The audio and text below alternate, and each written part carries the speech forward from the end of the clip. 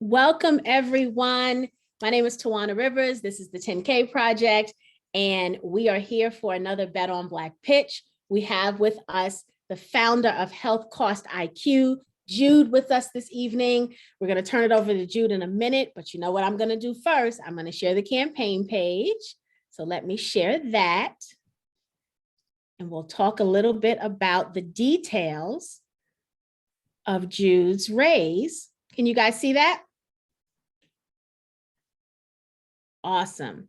So Jude has 26 days left in his campaign. I want to talk about that first, right? So just 26 days left. Jude's minimum investment is $500. He's already raised $41,176 from 58 investors. So he has exceeded his minimum goal, which is awesome. Congratulations, Jude. Thank you. The valuation on this deal is $10 million. There's a 10% discount. This is a crowd safe. So remember, that's the simple agreement for future equity. Okay. There are some bonus perks. There's the Form C here. So remember, we've talked in the past about campaigns that are testing the waters versus campaigns that have filed their Form C. Jude has actually filed his Form C, so you'll be able to see on that some of his financial disclosures, information about his company. The Form C is what you complete to get the sign off from the SEC, right? So you guys can go and look at that in more detail. Jude has some perks here. So you want to review some of his perks. But the most important thing on this page I want you to look at is everything, right? I want you to look at everything on this campaign page. I'm going to go to the top. I want you to take a look at, this pitch page. I want you to go to the discussion page and look at the questions people have asked Jude and what he's answered. If you think of questions outside this evening, that's where you can go and post your question also. There's some press releases here. Jude and his team are featured here. His website information. This is all of the information that Jude and his team took so much time to put into making sure you had all the pertinent information about his company and about his project so that you would be able to feel comfortable as an investor investing in him, right? And so the least we can do is look through all of this information so that we know where to go and what the details of the plan are outside of just the minimum and how much money he's raised to date and how much he's looking to raise, okay? So I wanted to show you that. Jude, we're going to be putting this campaign link in the chat throughout the evening. It'll go in there maybe 20, 30 times even. It is a custom link that we've created to be able to get to some simple stats of how many eyes we've sent on the campaign or to the campaign via that link. And so for all of the community members that are in this evening with us or that will watch this on replay, when you share the link, please try to send the custom link to your family and friends. But if you can't find it, that's okay. Just send any link. As long as you get them over to Jude's page, that's all that matters most. So with that said, Jude, I'm going to turn it over to you, sir, to introduce us to Health Cost IQ. Thank you so much, Tawana. Hope you guys can see my screen. We can. All right, so good evening, everyone, or good afternoon, wherever you're dialing in from. My name is Jude Odu, and I am founder and CEO of Health Cost IQ. And Tawana, I did put the link to the campaign page here, but I would recommend, like you said, folks use the custom link that you created, because I think those statistics will come in handy. My company is Health Cost IQ. Let me advance here. So this is a Black-founded, Black-led, award-winning enterprise software company. And what we do is we help employers and their employees to lower their healthcare costs. We do this by using a high-tech methodology to identify things like inefficiencies, wasteful spending, and avoidable risk factors. And I'll go in a little bit more detail about the wasteful spending aspect of what we do in a coming slide. But what our system does is it analyzes all the risks and provides a clear solution to help clients to eliminate those risks. And then in doing that, those clients begin to save a ton of money. And I'll go into more details, like I said, but this is a very critical software to have in this day and age. Here's some key traction that we have accomplished as a company.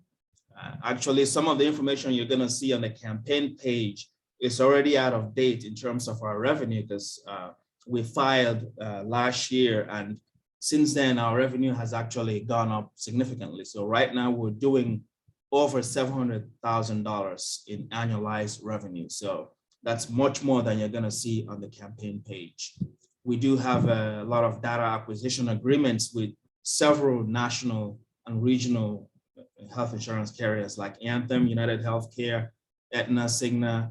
On the pharmacy side, CVS, Caremark, Express Scripts. Those large carriers and pharmacy companies are sending us data on a regular basis, which is helping us refine the algorithms that we're building to help employers save money within their health plans. We do have a direct integration of our platform with technology that was developed at Johns Hopkins University. And so far, we've identified over $100 million of savings within our client base. So 2.5 million there, 3.5 million over there. We're saving clients real money. We're saving employers real money. This software is doing precisely what we designed it to do. We've also been fortunate to be picked up by 2 institutional investors. One of them is Jumpstart Foundry, which is a Nashville-based health tech fund that came on board last year. Another one is Startup Health. They're based in San Francisco, and they also have come on board our company last year as well. And we have been selected and we've been named as a 2022 Best Tech Startup by the Tech Tribune, which is one more feather on our hat as a software company. So like Tawana mentioned, we are raising on the Republic platform. We are trying to raise just over $1 million. And some of the due diligence we've had to go through, including financial due diligence, legal due diligence. You can see all that on the campaign page when you get there. So our industry is healthcare IT, software as a service. Our market size is actually over $1 trillion. And I'll dive into a little bit more detail in a later slide. And so we are strictly a B2B company. We sell the software directly to employers. But as you will see in a coming slide, employees are going to also benefit from the software as well.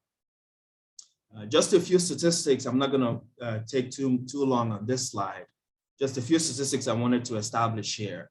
So healthcare has become a very large part of our GDP, edging toward 20%. And several studies have been done that show that up to 30% of all healthcare spending in the United States is considered wasteful. So that's money basically going down the drain at the national level. If you bring that down to within employer health plans, that statistic unfortunately jumps to 50% or more of every dollar spent within an employer health plan that is considered either wasteful or inefficient. So that's obviously a very bad situation, right? So that, that literally translates to hundreds of billions of dollars that is wasted annually within employer health plans. And it's going to lead to a lot of bad things, elimination of coverage, which is going to damage employee morale. We're seeing a lot of resignations happening since the pandemic. It didn't happen overnight. It's a result of a lot of things that have been going on in the lives of employees. And, the pandemic basically pushed them over the edge. Premiums that are skyrocketing every single year and all kinds of bad things. So this is all things that the software is going to fix at the employer level. This is just a screenshot of the software itself. It's a very advanced cloud-based enterprise software application. It was built from the ground up by myself and my core team. My core team and myself, we have combined over 125 years of direct experience within healthcare technology. So we definitely know what we're doing. So the software itself has several modules. We are building a ton of algorithms that are uncovering these saving scenarios within employer health plans. Several, tens of dashboards, et cetera. So this is a very comprehensive, very modular platform that we're selling to employers and to providers right now. We just wanted to talk briefly about kind of what makes us tick as a company and as a product. And there are the proprietary algorithms that we have been building, which is going to go uncover medical opportunity and pharmacy opportunity and emergency room opportunity. So when we're getting the data from the payers, from the pharmacy benefit management companies, our algorithms are combing through that data and uncovering things that are causing health plans to lose money, which by extension is also going to affect the employees themselves. Things like paying for the same claim twice, paying for higher services when lower cost alternatives are available. Things like filling prescription, brand name prescription drugs when lower cost generic alternatives are available. So there's literally hundreds of such scenarios that the algorithms are focusing on and identifying and bringing to the surface and showing our clients, hey, do you know these things are going on? This is what you can do to begin to lower these costs. Otherwise, you're going to keep operating at a 50% inefficiency rate, which is going to continue to cost the employer health plans a lot of money. So that's really what we're doing, and we're doing it in a very unique way, and I'll talk about that as well. But I'm sure you're going to be wondering, with all this technology that I'm talking about, how does this actually affect you as an individual, you as an employee? Well, I've got 4 of several benefits that are going to come to you if your employer, comes on board, becomes a client of ours and deploys our software. One is overall lower costs. So as the employer health costs are going down, the employee health costs are going to go down as well, because those savings are going to invariably be passed on to the employees. That's one benefit. Another one is, for a change, lower premiums. If you remember, every time you go to renew your health coverage through your employer, you do realize that your premiums usually go up a little bit every single year. It's almost like they go up and really nothing has changed, right? There's no logic to those premiums rising. So this is going to actually help employers to begin to hold those premiums stable and eventually begin to lower those premiums. Again, it's going to be a huge savings for the employees and their families. Improved benefit packages at a lower cost. So as this is all happening, the employers are going to be able to provide additional benefits that they may not have thought of in the past. That could be disease management programs, that could be wellness benefits, gym memberships, anything that you can think of could be coming to you as a result of those savings. And again, last but not least, higher wages. So as the health costs go down, think about it though. A company's health cost is the second largest expense they have after payroll. So they've got payroll, and then very close to payroll is the health cost. When the health costs go down, the payroll is going to go up because of the significant cost savings that are going to come out of the health costs going down. So this is going to, even though we're not selling the technology to you as the employee, this is actually going to result in a lot of positive effects for the employee that is covered by the health plan. And so this is going to be a win-win for the employer and for the employee. We've had a lot of success stories, in the few years we've been in operation. $2.5 million for a professional employer organization in savings, $1.4 million for a public school consortium. But the last one there, the last bullet point there, I wanted to draw your attention to. Those are savings coming directly from our algorithms. Over $100 million so far have been identified by our algorithms. This is just within the clients that we have. I'm not talking about nationwide. I'm not talking about any other population. This is just within the current clients we have. Huge significant savings. Imagine if we take this national. Imagine if we get some of the larger enterprise clients. How much can we identify in savings? How impactful can this technology be if it were deployed in a more widespread setting? That's the power we think that this technology has to really transform healthcare nationally. And that's why we're raising money to become, to spend some money on sales and marketing to eventually become a little bit known than we are right now. Just a little bit about our leadership. I founded the company. Actually, the technology itself, I spun it out of my doctoral dissertation. I was looking at Medicare spending and the correlation between that and hospital outcomes. So while I was writing my PhD dissertation, I started building different algorithms to look at the vast amounts of data that I was working with. And at some point I decided, hey, maybe I have something here. So I spun that research out into what eventually became Health Cost IQ. So that in a nutshell is how the company came to be. I picked up a co-founder along the way, and we have a board chair who is also directing kind of the direction of the company right now in David Etheridge. And we've got a few other individuals that kind of round up our core leadership team. So these are the guys that are working with me to take the company forward right now. A little bit about the market opportunity that we're facing. Right now, over $3.5 trillion are spent annually on healthcare in the United States. Out of that, remember what I mentioned initially, 30% of all healthcare spending in the US is wasteful spending. So out of the 3.5 trillion that is spent, over 1 trillion is actually wasted, money going down the drain. That's just, it's just crazy, right? It's just unbelievable. Yes, it is, but it also represents a huge opportunity for us. So we've basically parked our company within this space, within this $1.05 trillion space. That is our total addressable market. That is what we're targeting as a company, as a software solution. That is what we aim to change. Even if we can,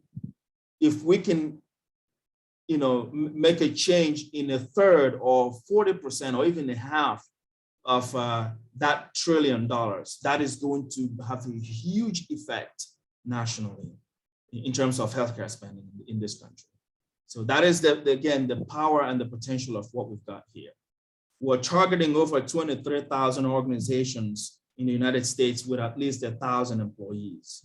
We're targeting 33 million accountable care organizations that have covered lives within them. And if you pay employee premiums, your premiums are one of the $1.3 trillion of healthcare premiums that are paid annually in the United States. That is the size of our market. It's huge, it's vast, it's very deep. And we just need to seize that opportunity. This is our 5-year projection. Right now, we're doing just over $700,000 in annualized spending. We are projecting hitting $1.2 to $1.5 million at the end of 2022, knock on wood. And then it's just going to go up from there. So this is a conservative 5-year projection for the company. This is also the same. Actually, there's a slightly outdated one that is on the campaign page, but it's going to tell the same story. The competitive landscape is as follows. There are 3 companies that we run into all the time. When we respond to like requests for proposals, some large companies, once in a while, they put out a request for proposal looking for vendors, for software vendors. We do respond to those, and some of these companies do respond to them as well. Here's one statistic I want to leave with you tonight. We have beat each and every one of these guys on every RFP we've responded to. we are batting 100% against these guys. So they don't keep me up at night. I do stay up at night, but not because of these guys, because we've beat them so many times. It's even hard referring to them as competitors. Now, having said that, unfortunately for us, some of them have raised more money than we have, because, you know, and I'm not going to go into too much detail about some of the challenges of raising money as a minority. You know, God knows we've tried, but you know, so the advantage some of them have over us is they're better capitalized than we are, but we've got a better software platform, so good that especially the middle one there, their clients have actually, several of their clients have left them and come over to our company. That's how superior our platform is to their platform. So our key differentiators, we have a highly differentiated product. The number one key differentiator between us and these guys and anybody else out there is our unique algorithm-driven approach. I keep mentioning algorithms. They are really our sweet spot. They are really our secret sauce. None of our competitors are using algorithms. We are the only, we're the only type of SaaS company out there in this space that runs smart algorithms behind predictive models. That's a huge differentiator for us. That is going to allow us to capture more of the market before these guys wake up and decide to start building algorithms. Not that they're going to do it as good as we can, but that's really what is making us, such a good company right now and such a good product. And also our ability to deploy into the payer market, which is the health insurance companies, and the provider market, which is your hospitals, your physician practices, your ACOs, etc. We built our platform to serve those two segments seamlessly. These guys only play in one or the other, not in both. We can play in both. And so those are some of the things that set us apart from these guys, and which is why we have a highly differentiated product. So to talk a little bit about what we're raising, actually, Tawana has shown you the campaign page, and I'm hoping you can take some time to look at it. So we're going to be trying to raise $1.07 million. It's going to be via a safe note. The valuation we have is $10 million. And that is as a result of several factors, one of which is the rate of growth of our company now and where we are with revenue. It's actually a very conservative valuation. And this is how we are looking to deploy the funds once they are raised. So about $300,000 is going to go to hiring key employees like developers, those that are going to help us with research and development. Another $300,000 is going to go directly toward product development. We're going to continue, obviously, to build out the software that we have, the platform that we have. We're going to continue to enhance it. We're going to continue to develop more and more algorithms, so we're ahead of the crowd. By the time the competition wakes up to what we're doing, we will have close to 800 or 1,000 algorithms, and we're going to wait for, it's going to take them 5 to 7 years to catch up with us. So we're looking to stay ahead of the competition, essentially.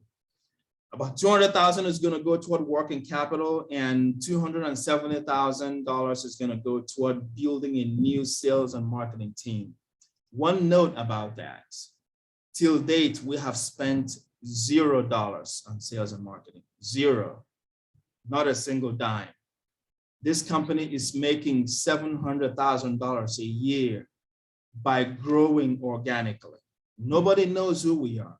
We've had the clients we have so far, mostly through word of mouth. Our clients referring us to folks that they know, and those guys coming over and becoming clients, or us going out and responding to RFP requests, running into those guys and beating them on those requests. That's how we've grown so far. We haven't run a single ad. We don't even have a sales and marketing team. So that is one area of need for us to address as quickly as possible, hence the need for the funds we're going to raise. Pardon me. And I would like to end on this slide here. So basically my appeal to the community tonight is to help us become the next unicorn. And a unicorn is simply a startup that is worth at least $1 billion. That's the singular definition. Many of you know the company Calendly. This is the most widely used appointment setting software out there. The reason I've pulled it up tonight is because the guy that founded Calendly, he and I share a very similar background. I don't know him personally, but we do have a very similar background. He comes originally from Lagos, Nigeria. I also come originally from Lagos, Nigeria. So, Lagos is the largest city on the continent of Africa. It's been projected to become the very largest city on the planet by 2040. So it's got a lot of talent, let's put it that way. When he founded his company, he, just like every other minority entrepreneur, he couldn't raise $1. He just couldn't. Tried his best. Many VCs passed him by. He kept scrapping along until, one way or the other, he built his company and eventually became a $1 billion company, unicorn. As of last year, he did a raise that valued his company at over $3 billion. So he's a unicorn 3 times over. His company is what my company wants to be when it grows up. We would like to become a unicorn. And I think we've got the goods, we've got the solution, we've got the software, we've got the technology to replicate the success that Calendly has been able to achieve. So I'm coming to you tonight to ask you to come on board with us. The one thing I can guarantee you is that I know what I'm doing. This is all I've done my entire life. I have a 25-year career in healthcare IT. This is all I've done my whole life. Healthcare IT flows in my blood, runs through my veins. I don't know anything else except this. So I know what I'm doing, and I've surrounded myself with guys that know what they're doing. So we are gonna be able to take this company places. And I also want to leave you with another visualization, if you will. Imagine that this was Calendly a few years ago coming and asking you to take a bet on this is the Bet on Black platform. Imagine Calendly was here several years ago asking you to take a bet on it. Well, Calendly is a 3-time unicorn, so they don't need to do this anymore, but I do need to do this, and I'm doing it. I'm asking you to go ahead and come on board with us, take a flyer with us. And I guarantee you that I'm gonna work myself silly to make sure that we're gonna get there where I think this company can go. And that's my message and my appeal to you tonight. So thank you very much, and I look forward to your questions. Wonderful. Thank you so much, Jude. Guys, as you start putting your questions in the Q&A, I'm gonna start. So, I'm always amazed at anytime we bring someone to pitch to the community, how there's always someone in the chat who knows the industry, right? They have the expertise and they ask amazing questions. And I'm always like, how did that happen? Like, because it's always just so interesting. Well, tonight, I am the person in the industry. So when I saw this campaign, and I shared this already with Jude, but I'll share this with you. So I'm an HR professional by trade and by profession, right? 30 years in HR. 15 of those years was actually in the part of HR that handles health and welfare plans. So the benefits department, right? So my job was to look at all of the reporting that Jude is trying to save money for, right? So, annually we would bring the health plans in to show us what our experience and claims ratings were and how much money we spent and how many claims were kind of shady and how many looked to be processed incorrectly and all of the things that Jude's trying to save, right? Employers money for. and we would experience a lot of loss, right? And the cool things about when you look at these reporting from an employer standpoint is they're breaking down everything, how much the spouse spent, how much the claims for the children were, right? How much the employees spent, what surgeries they had, what conditions they had, what drugs they took. Like employers are breaking this down every which kind of way. And the health plans can only do so much to assist, right? And so when I saw this campaign, my old hat came back on. I was blown away, right? Because I was like, whoa. Now, what's funny is I know some of these competitors that Jude has on his, I can't even call him competition slide no more, is what he said, right? Because he's blowing them out the water with the RFPs. And for those of you that don't know what an RFP is, it's a request for proposal. So as companies start to need and look for this type of service, they put a request out to say, hey, we need this service. We hear you have this service. Tell us about your service, right? And then the company picks the one that is the best out of what's shared with them. You know, much like we pick a plumber, right? You get 3 quotes for a plumber. You ask a whole bunch of questions to see, okay, are you going to do my plumbing the best? Are you going to clean up your mess? Are you going to fix the pipes this way? Are you going to do that, right? You ask all these questions, and then whoever rises to the top is where you go with. So that's what Jude is saying, and he's beating some people out that, you know, have these clients, and they're supposed to be the best in the industry, and his company's coming swooping in and taking the business away. And so I just want to share that, you know, when I see Jude talk about how much money is out there that is wasted, that number is not inflated, guys. I can attest to that is the number. And I don't even think that number touches on fraud. That number is really the waste number, if I'm not mistaken, right, Jude? There's a whole nother fraud number out there, right? That's separate. There is. There is. Yeah, so, you know, this is, I love this information. I love that there is this employer component, and Jude's right. You know, many employers will pass that savings on to you, the employee, right? And they may do it in the form of lower premiums. They may do it in the form of better benefits, right? Or higher salaries. They may take it and spend it on something else, right?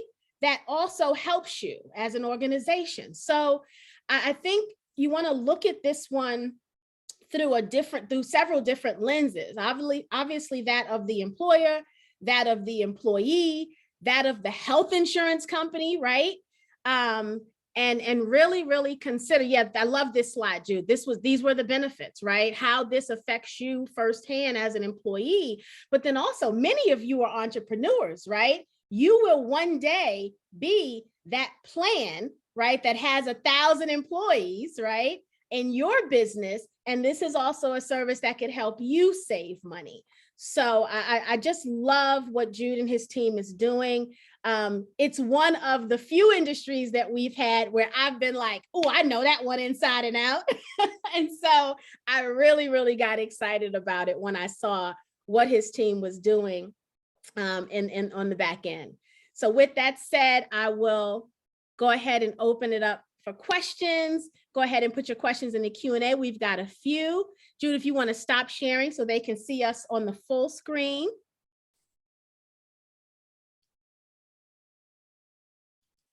And I will go to the first question.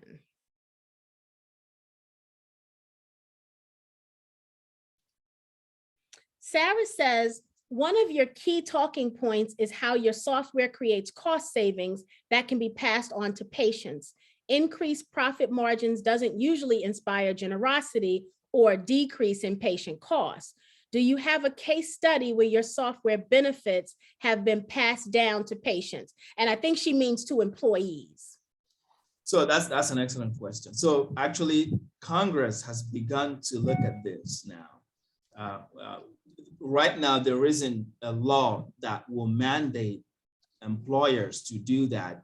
It's just good business, right? It's good business sense because employees are going to realize that cost savings are happening because, you know, some of those employees may be given access to our system so they can see what savings are occurring. But here's the thing, a law was passed, I forget how many years ago, that now, I think it was actually part of the ACA, that mandates that insurers return a part of cost savings, because usually a bunch of the profits they make are categorized as administrative costs. Now, I think the ACA said you can't do that. You have to return some of those funds back, so you're not, just taking. So I'm thinking something similar is probably going to happen at the employer level. Now, we're not yet known. We're almost, I was doing a demo the other day, and one of our partners made a comment. He's like, these guys are the best technology company you've never heard of. So we're still virtually unknown right now. I'm thinking as we become more popular in terms of what the software is able to do, employers are not going to have an option but to pass those savings on to their employees, because it's just going to be bad business to save millions of dollars and not use it for the betterment of your employees, whether you're giving them a raise or at least you're lowering their premiums. You're not going to keep charging premiums for costs that are no longer there, which our software is going to show. We're going to help you eliminate those costs. So what rationale is going to exist for you to keep charging the same premium, or for, if depending on what arrangement you have with the insurer, for the insurer to keep charging that high premium? So I think this is going to happen naturally as time goes on. Yeah, that's a very good question and very good response. The other part of that, Sarah, is that you probably will never know, right, is that employers do have the difficult decision to make, because oftentimes their cost increase, right? The insurance companies are raising the overall premium, right? Because as employees, we pay a small amount of the total premium, right? The employer pays a bigger part of the premium. And so the insurance company's raising their costs, and then the employer has to decide, how do I spread the love, right? Do I take, if the 22% is the increase this year, do I take 20% and pass 2% to my employees? Do I take 10 and pass 12? Do I pass the whole 22 over, right? It's a very difficult decision most employers are making. Good employers with consciences and they care about their employees, they're struggling over this, right? They're not just saying, make the employee pay. They're really struggling with how to make this work, because they know the more you pay, the less take-home pay you have, and the less enticing this job becomes to you, right? If all of your money goes towards paying benefits, you're not going to keep this job. So employers are really grappling with the hard decision of what's fair. But if they go to a company like Jude and save a couple of $1 million, it makes that decision-making for them a lot easier, right? Because they still are going to have the insurance companies increase. But now they say, this company, Health Cost IQ, saved us $2 million, right? Just based on some of the examples Jude gave. We can take that $2 million and offset it. So maybe now the increase for the insurance company is only 16%. And now I still got to figure out who's going to pay the extra 16%, but now that's less for me to have to figure out. Maybe now I take 10 and give you 6. So those are real conversations that most mid, small, large employers are having, right? They're having it at different scales depending on the size of their businesses. So Sarah, we may never really know what decision they made and why, right? But I can tell you firsthand, they're having these conversations. HR people are having them at annual conferences. They're having them in consortiums, right? They're having them in their own little HR think tanks. This is all people talk about, right? And this is actually the time of year when those conversations really start happening, because we're already planning for what's going to happen in open enrollment, right? So open enrollment for you guys are like September, October. For HR people, it's all year round, but especially now. And so, you may never really know why or how much savings you were able to absorb, but they're going to do something with the savings, right? And you'll have some employers that'll keep it for themselves. Let's just be honest. But the cool thing is Jude's going to find them some money. Jesse says, who is cloud provider for SaaS, AWS, Azure, or Google? We use both AWS and Azure. Those are our two cloud platforms. Good. Anonymous says, what main computer program does one require to work with your organization? None. We are fully cloud-based. The only thing you need is a browser. We serve up our technology online. We have a SOC 2 certified, HIPAA compliant, very secure web portal, and that's what our clients use to access the insights that we provide. So there's nothing else you need to bring to the table. Elizabeth said, New York City is having a challenge coming up with a health plan for the retirees. Perhaps you can help. We could help. I mean, COBRA is, especially COBRA, it is usually one of the health plans that forms a good chunk of the population that we manage. So some of our funds, well, some of our clients have retiree funds that are also part of the population that we service. So we're doing it here and there for different clients. We're open for business with New York any day. They just need to call us. Very good. So Jude, I know you said that you work with the employers with 1,000 members or more, and you are already, you have agreements with the health plans that they're sharing the data. So all that claims data they're sharing with you, which is awesome. Do you also have partnerships or arrangements with some of the consulting firms like Mercer, Deloitte, like all of those companies? I think about those companies because those are the companies that the employers are going to be introduced to solutions like yours. So do you have arrangements with them as well? Yes, indirectly. Some of our clients, I would say about 20 or 30% of our clients do bring with them a consulting company like Willis Towers Watson is one that we work with. Gallagher is another one. And so what happens is our clients essentially give access to the consulting companies to now access our tool and use the insights from it to help them in whatever is ailing them, whatever is paining them. So that's usually how it works. So it's an indirect partnership that we have with them, whereby they use our tool on behalf of their clients for whatever they have been hired to do in the first place. Very good.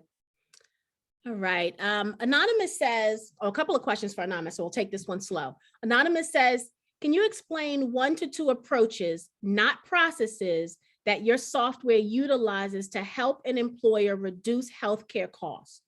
So approaches, not processes. So one approach, the primary approach we use is identifying risk factors present within every health plan. And here's the thing, most companies, most employers know there's something wrong. They know they're losing money here or there. They just can't put their finger on it. What our solution does is shine a light on exactly what it is that is paining them, what the pain points are. So, to give you a practical example, one of the reports, one of the modules in our platform is called payment accuracy. It is going to review your medical claims data for inaccuracies that are leading to wasteful spending and fraud and abuse. It's going to look at, for example, whether the claim you paid for a car crash should have been paid by the auto insurance company. It is going to see whether the bill you received for the multiple surgery that one of your employees had should have been billed or bundled together, and which would have resulted in a lower bill to the health plan, rather than being broken up into 5 or 6 separate bills, which is going to be much more expensive for the health plan. These are what we call saving scenarios. We have an algorithm dedicated to each of these scenarios. So that's basically one of the ways we save money. Another way we save money for the clients is helping them identify members of their population that need help so they can get them the help quicker. If we see, for example, someone with diabetes who isn't taking diabetic medication, we have that information from the medical claims and from the pharmacy claims. So we know this guy has diabetes, but they haven't filled their metformin prescription for the past 3 months. We know that is a scenario that is going to lead to some kind of emergency room visit that is going to cost a lot of money to the health plan. We bring those to the attention of the appropriate personnel at the client, so they can actually give those guys a call and say, hey, we realize you haven't been filling your prescription. Can we help you? Or we realize you haven't been to your PCP in over 12 months. Can we make an appointment for you? So those are, just to put it in a nutshell, the multiple different ways that we do help clients save money. Very good. Anonymous's second question is, since many healthcare plans are generated out of negotiations between employer, unions, healthcare systems, and health insurance companies, how does your company engage with each one of these actors to reduce costs? We don't have to. We only have to engage the employer. Here's the secret sauce. Well, it's not really a secret, but here's how we do it. We become a business associate of the client that becomes our client. That gives us a stake in that relationship between them and whoever they have contracted with, whether it's an ASO, an administrative services only like an Anthem or United Healthcare, whether it's a third-party administrator that pays their bills, whoever the case may be. Once we become a business associate of the client, we now become a stakeholder of sorts. So that allows us to go to those guys, collect all the data we need from them, and work on behalf of the client. So we don't have to engage multiple clients at once. All we need to, because we're working on behalf of the client. So here's another thing. This is actually a very excellent question. These carriers lock these employers into very restrictive contracts, so many of which I've seen, over the years. For example, because they know what they're doing, they will say, if it turns out that we have messed up and we've cost your health plan money, you can only recover 25% of whatever waste we caused. So they actually know that they're not doing a good job. And so they lock them into only recovering a part of the mess that they've made. So in those cases, what we do is we give them the ammunition they need to renegotiate those contracts the next time the contracts are up for renewal. So we may not be able to help you right now, but you know exactly what you're going to do when that contract comes up for renewal. Very good. Jesse says, I can see Fed, state, city government employee plans, but what about using this software for waste and funds for public for same government agencies? Can it be adopted to and recepted? It can be adapted, yes. We are algorithm driven, which means those algorithms can be reprogrammed to do other things. Right now, they're typically looking at healthcare scenarios, but we can reprogram them to look at other scenarios because, basically you give them a different set of instructions and they go after a different set of facts. So yes, it can be adapted to almost an unlimited number of different circumstances. Very good. So Nashika, I'm going to answer your question, even though you didn't put it in the Q&A. If you have any additional questions, go ahead and put them in the Q&A, but I'm going to answer this one. How is this not a breach of employee personal protected information? So here's the thing, the HIPAA law, which I'm sure you have heard of, allows employers to use your information to provide you better services. This is actually providing you better services because it's going to streamline your health plan. It's going to save you money. It's going to allow your employer to run their health plan more efficiently. It's going to allow them to make payments more efficiently. That is all allowed within the HIPAA law. But here's the thing, that's a fair question. We never let the employer see the type of information that would allow them, again, we know human beings can be funny at times. So there are safeguards built into the system, for example, to prevent an HR person from ever seeing who has diabetes, for example, or who has just developed cancer. Only the care team has access to your personal information. That is your doctor, your nurse, the people that are directly involved with your care. They are the only ones that can see your confidential health records. Your HR personnel, your CFO, your CEO, no one else at your organization has access to any part of your record except those that are directly involved with your care. Yeah.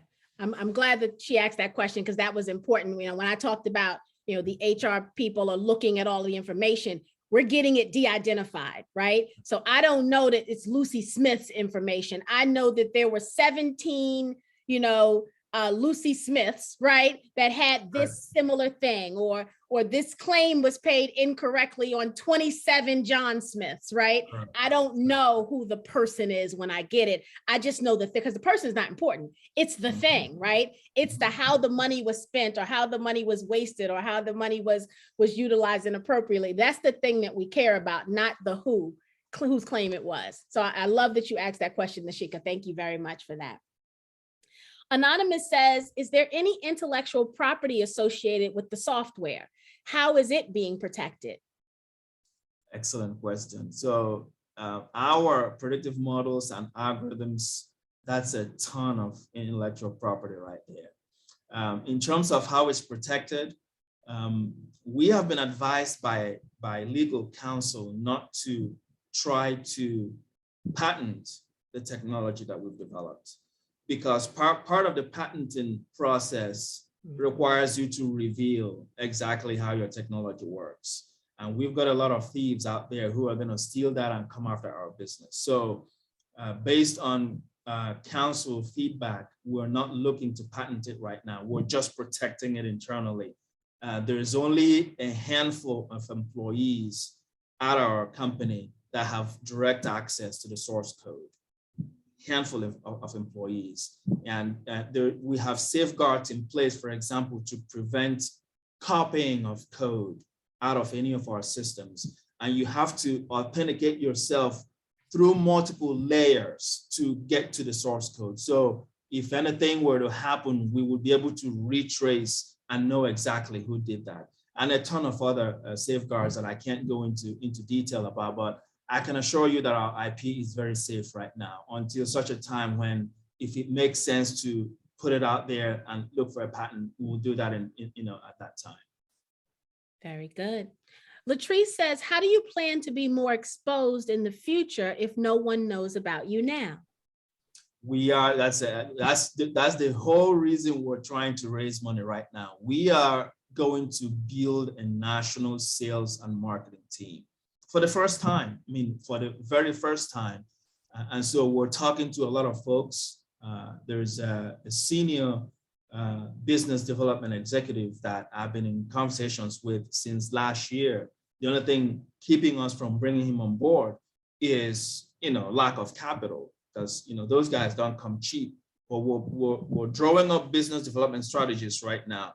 We're trying to put in place a marketing strategy, a business development strategy that is going to help us begin to market the company for the very first time. So that's how we're going to do it. We're going to partner with brokers who are going to sell us to their employer clients. We're going to network with a ton of other organizations out there that have direct access to employers as well. So there's a lot of things that we're putting in place right now. The only thing really keeping us from pulling that trigger is just the funds to do that. Very good. And don't miss those HR organizations like SHRM and all of their local chapters, right? If your target audience is 1,000 or more, then even the local chapters you can get a lot of leverage. And there's typically a SHRM local chapter in every major city. Okay. So that's definitely, and they have annual conferences. And so don't lose sight of that, because that could be very minimal marketing, booth rent on an expo, right? Okay. Jesse says, is solution only for domestic companies or international also? We can go international. We can be deployed in any country that uses ICD-9, ICD-10 codes, which is pretty much all of Europe, Australia, some parts of Asia, some parts of Africa, and some parts of South America. We're not there yet, to be fair, we're not there yet, but we do have that. Once we have scale to do that, we're going to be pursuing that, just not right now.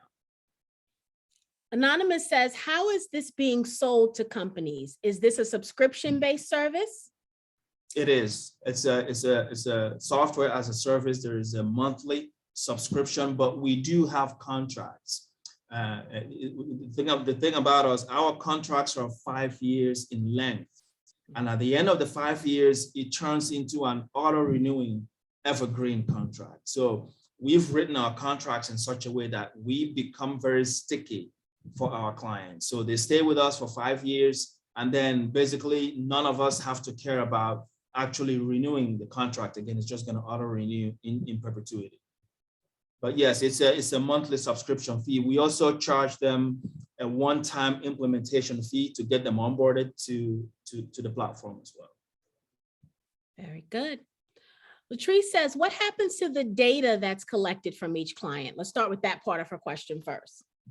So one of the benefits of signing up with us is that we have an enterprise grade data warehouse that is SOC 2 audited. We go through a SOC 2. SOC 2 is a technology audit that you can choose to implement, and it's a third-party audit. So a completely different company will come in and put our processes, our technology, our controls, our security mechanisms, et cetera, put it through the ringer and make sure that everything we have in terms of data protection is up to industry standards. So the enterprise data warehouse is what houses all the data we're collecting. So think about it, we're collecting medical claims data, pharmacy data. We're collecting data from wearable devices like Fitbit. Fitbit is one of the data sources for us. We're collecting lab data from all the major labs in the United States. We're collecting HRA data, wellness data from the likes of Livongo.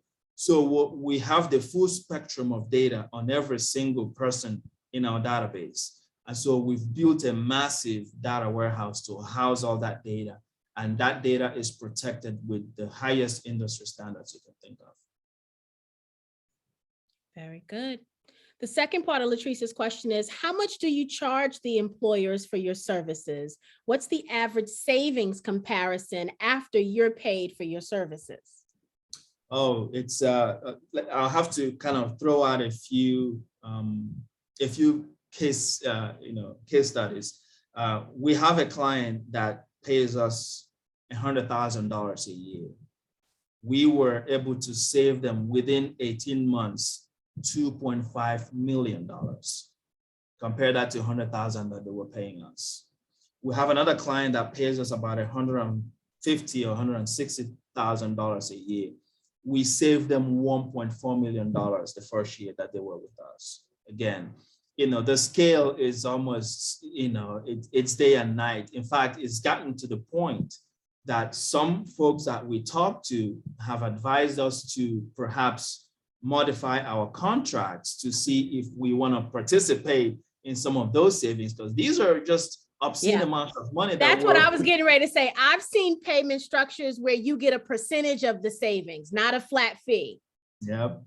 Yeah, that is something that we have begun to think about very seriously, and talking to legal counsel to see how we can implement that, because and that's going to even help our revenue just blow through the roof, because some of the millions of dollars, and with the algorithms now that are just mining and uncovering things that even we didn't know were there. I mean, and so some of these larger clients were uncovering, one larger client, we uncovered about $25 million in savings, and we're not going to be able to participate in that. And unfortunately, we wouldn't be able to change the contract until it runs out. But that is a very fair question, and that is something we're thinking about very seriously for the new clients that are going to be coming on board, is to try to do some kind of shared savings program. Yeah, very good.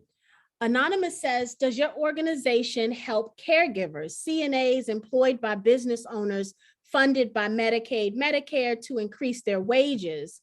How can those working directly with patients get fair enumeration? So probably not as much as those that are attached to a regular employer. Because those that are working independently, like CNAs, they're almost like a little bit, they work a little bit by themselves. Unless you are on an employer's payroll, you may not necessarily be able to benefit as much as if you were not. But again, it depends on what type of arrangement you have, with an employer, so I wouldn't be able to say for sure without knowing the specifics of what the arrangement looks like. But I can say in general, those that are on payroll are most likely to be the beneficiaries more than anyone else. Very good. Anonymous says, your Republic page notes that you recently increased your minimum investment requirement from 100 to 500. Can you explain the reason for the increase? Yes. So first of all, apologies for that increase. We did that, a while back.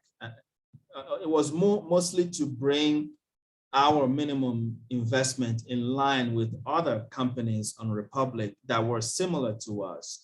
If you look through the Republic website and you look at other companies that have a similar valuation with us, similar revenue with us, they're all at 500. There's actually a few that are at $1,000 minimum investment. So we started with 100, but we kind of shortly afterwards we saw where other companies similar to us were, and we decided to just go ahead and raise that minimum investment. But having said that, I think you should see it as a positive. I will put it to you that this is actually an opportunity for you to own more of our company than you would at $100 level, because you will be able to own 5 times more of the company more than you would at $100 level. So I think there's also a positive attached to that. Very good. And I can say also, I am seeing, I'm sourcing a lot of founders, right? And I'm seeing that minimum increase, the $100 is becoming the minority. I'm seeing a lot of 300s more than anything else, but that 500, and actually yesterday I was sourcing and like 7 of the companies I looked at were $1,000 minimums. And I thought, oh, wow, that's interesting. It's interesting to see how this industry is evolving and those minimums are increasing. I've just noticed that as a trend myself. Another question from Anonymous, as you increase the accumulation of data, I suspect that your cost will go up. How will you adjust your subscription model to cover these expenses? One way we could do that is to begin to charge for data storage. Well, first of all, we don't store data in perpetuity. We have a 7-year maximum storage for data. So every 7 years, we try to keep it to 7 years unless we have a separate agreement with a particular client that may want us to save more than 7 years, then we would charge them for that extra time. So one way we could do that is to, if that becomes an issue, it's not an issue right now, but if it does become an issue, we could build into our SaaS fees, data storage fees that will be separate from the monthly subscription fee that we already collect from the client. So that could be one way to address that when it becomes an issue. Very good. Latrice says, I'm guessing with the cost of your business, it wouldn't be beneficial to work with smaller companies under 100 employees. Would that be something to consider in the future after you've been adequately funded? Yes. Right now, companies of that small size, the only way we would absorb them is if they came in as part of a consortium. So if they came in with a bunch of other employees, then it wouldn't matter what the size of the group is. But individually, we wouldn't be able to service them because it just wouldn't make sense. And I don't think they would be able to afford us anyway. Very good. And the next question is actually to Latrice and both Sarah asked the same type of question. So I'm going to lump them together. What's your exit strategy? You want to keep the company? You want to sell it in the future? So there's 2 paths, right? So the last slide, I wanted you guys to help me become a unicorn. Let's address that first. If we are a unicorn, if we become a unicorn, which I think we can, then the exit strategy is going to be going public, because that's where you're going to maximize your return. Let's say we don't become a unicorn, but we become a multi-million-dollar, very successful company. The exit plan in that scenario is going to be to become a highly sought after acquisition target. And we can, so in the absence of becoming a unicorn, we intend to accomplish that in the next 24 to 36 months. So within 3 years, an IBM, even an Apple, some of these big companies that really don't play in our space are going to want to gobble us up, or one of the more established players in our space. So we want to make ourselves attractive enough that someone is going to offer us an obscene amount of money to buy us up. So those are the two scenarios, depending on how, whether we become a unicorn or we just become a highly successful company. Very good. Very, very good. Any additional questions for Jude? You guys always ask amazing questions, and tonight you did not disappoint. Excellent questions. Thank you so much for all that. Excellent questions. Any additional questions? So while you guys are thinking of additional questions, before I give my close and before I then let Jude close, we got some money to give away, right? So let me go to our list. We had a few people drop off. They must have forgot that today was giveaway day because you have to be present to win. So Jude, the number is between 1 and 934. Okay. So let's go with 675. Okay, 675. So let me go scroll on my spreadsheet here and see who's on line 675.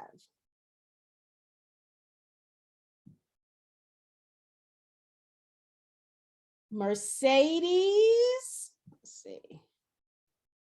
Mercedes, what's your last name, Mercedes? Hold on, let's see. Is it Griffin? Let's see, is Mercedes in tonight? Let's see.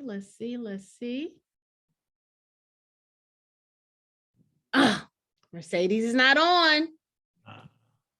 Okay. All right, so another number, between 1 and 934. All right, let's pick 11. Woo! Went to the low numbers.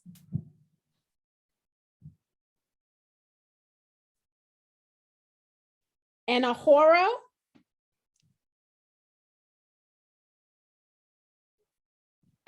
He's not on either. Oh my goodness. Oh, yes, he is. Yes, I see you. I see you. Yes.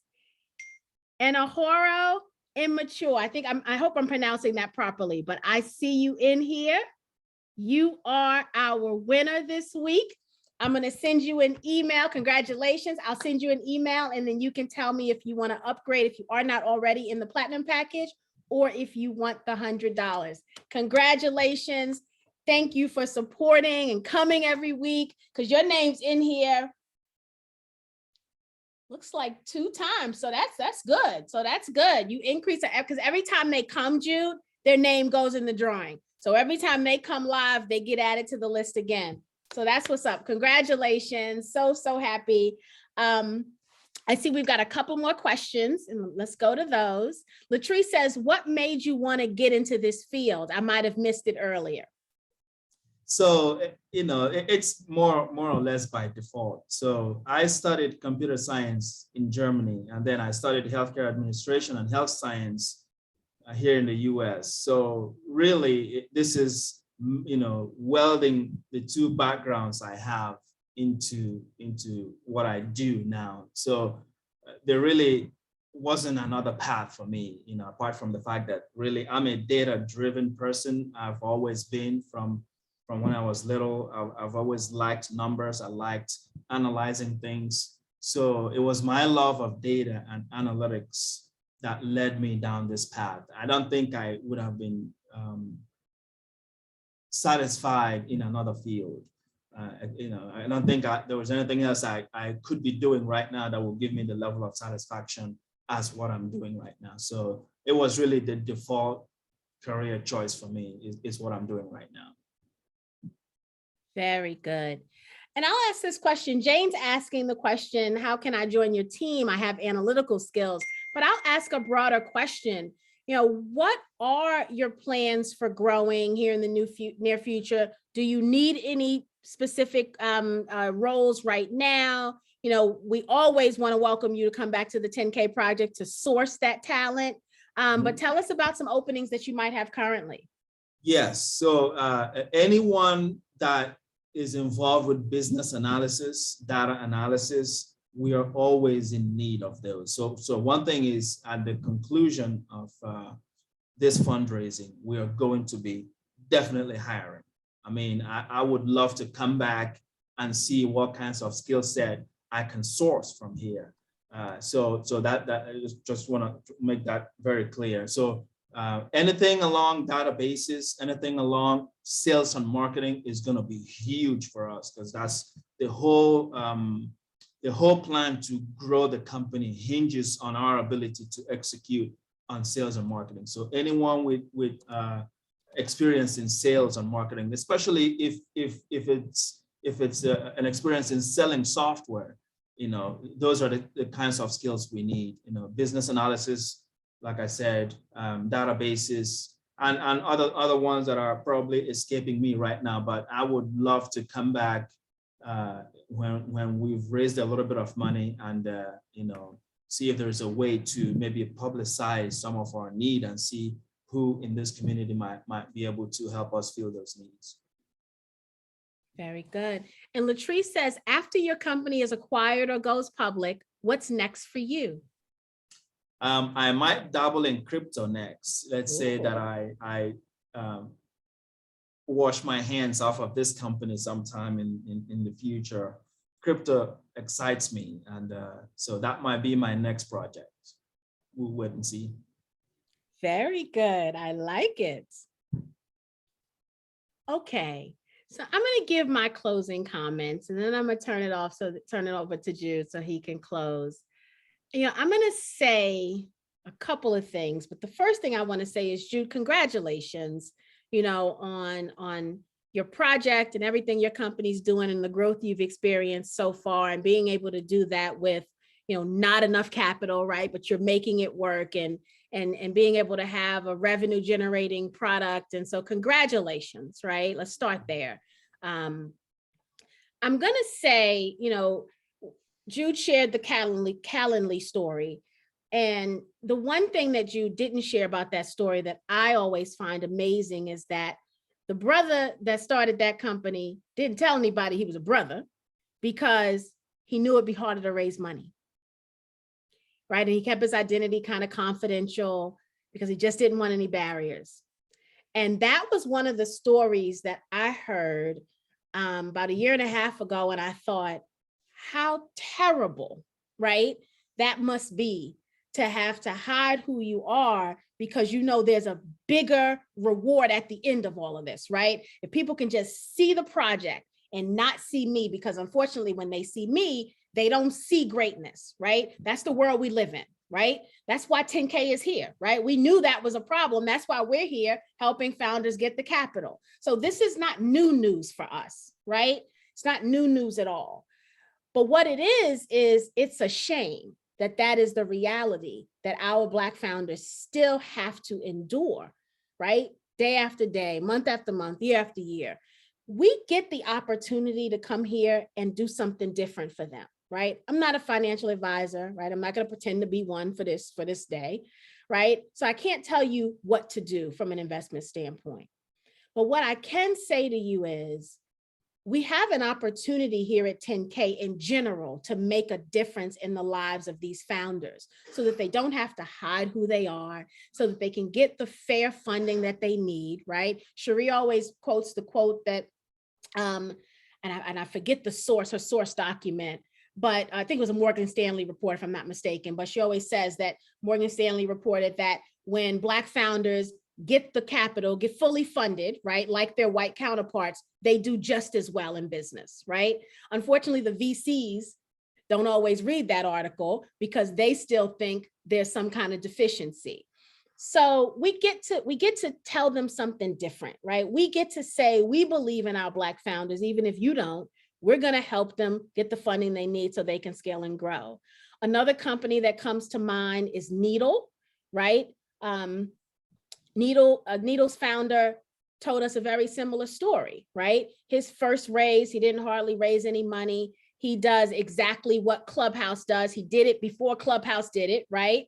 He didn't get his funding. Clubhouse got the capital. Now Clubhouse is a national, global name, and people still don't know Needle.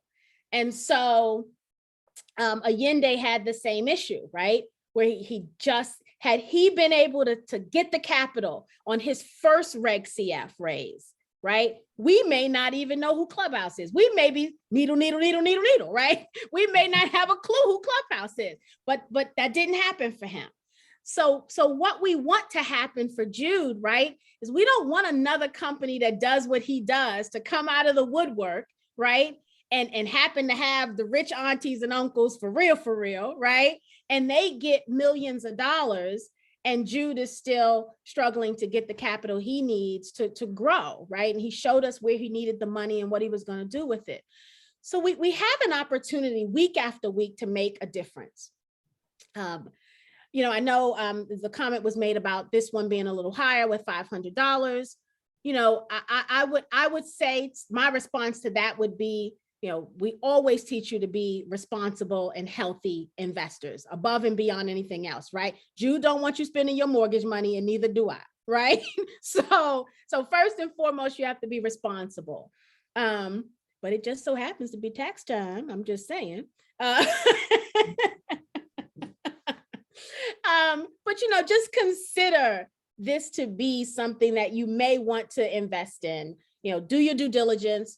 Look over that campaign page. I showed you where the Form C was. Look through the financial information that's listed again on the slide. Just be mindful and due diligent.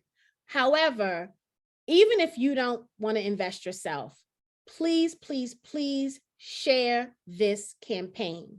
Share the campaign. Get as many eyes on this campaign for Jude as possible, right? He's got 26 days left. He's got $1 million to raise, right? In 26 days. It's doable, right? I've seen it. I've watched these campaigns on all of these crowdfunding portals, and it is possible to raise $1 million in 26 days, right? One campaign raised $5 million in 9 days, or 9 hours. It was something crazy like that, but it's possible. So let's share this campaign. This is one of those projects that touches almost every life, right? When you think about how many employers there are in the country, not to mention globally. But when you think about employers in the country, a lot of lives can be changed if an employer can save money. And if it's a good employer, they will do right by their employees. If it's not a good employer, then, who knows? But I want to believe there are more good employers out there than not, and more employers really thinking thoughtfully about how they can pass down those savings to their employees. So yeah, Edward said, true. I saw one for a movie on WeFunder and nearly made 3 million. Yeah, it's possible. It's happening. It's happening all around us. Founders are getting the numbers, right? They've tapped into a community. They've tapped into an audience. Well, we're Jude's community. We're Jude's audience. And if we can help him meet his goal, then that could make a world of difference in this industry, right? Think about the pressure that can put even on insurance companies, because at some point they have to be accountable, right? Right. At some point they have to be held accountable. Jude's checking their work and finding these discrepancies, right?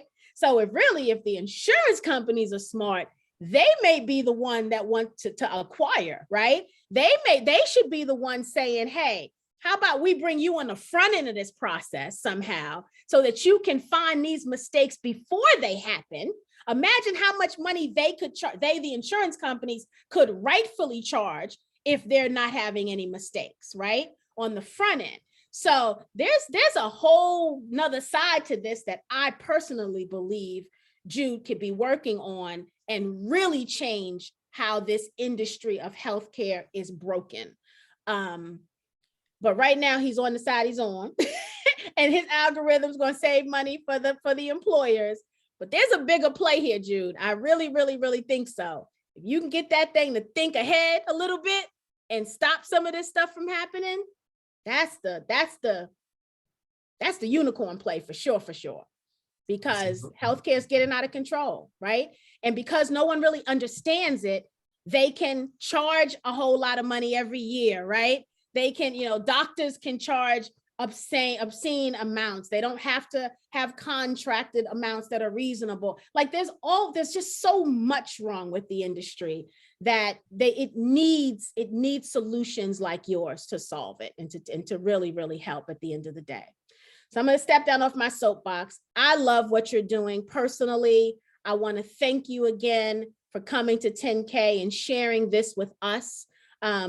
And for taking a chance on equity crowdfunding, right? Because I know this wasn't easy for you, right? Especially, to not get the traction you were hoping for earlier in the campaign.